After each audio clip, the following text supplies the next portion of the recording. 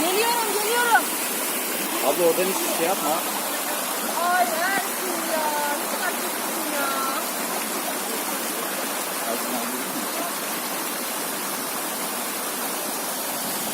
Valla adam ani yaşamayı biliyor ya. Böyle sen geliyoruz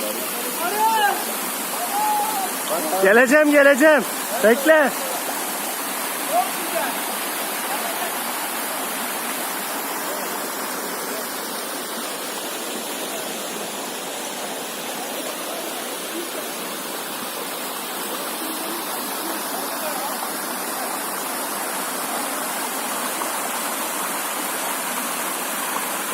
Orası var ya, bak derin göletler var orada.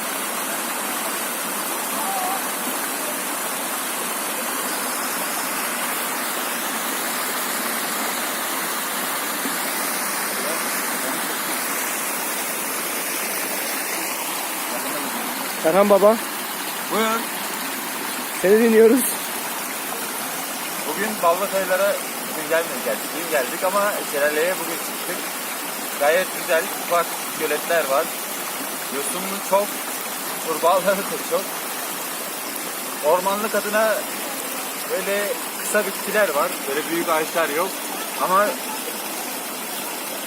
suyun akarken kayalarda bıraktığı izler çok hoş, çok güzel. Ufak delikler var veya farklı şekillere bürünmüş kayalar var. Görsel olarak güzel bir şov gösteriyor ve de akşamları ayın suya yansımasıyla çok güzel bir görüntü ortaya çıkıyor.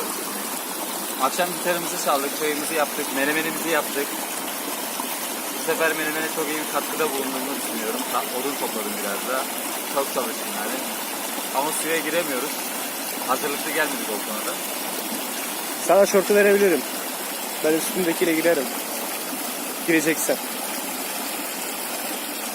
Olabilir aslında ya. İçimde kalmasın diye düşünüyorum. Şu an için kıpır kıpır. Suya giresim var yani.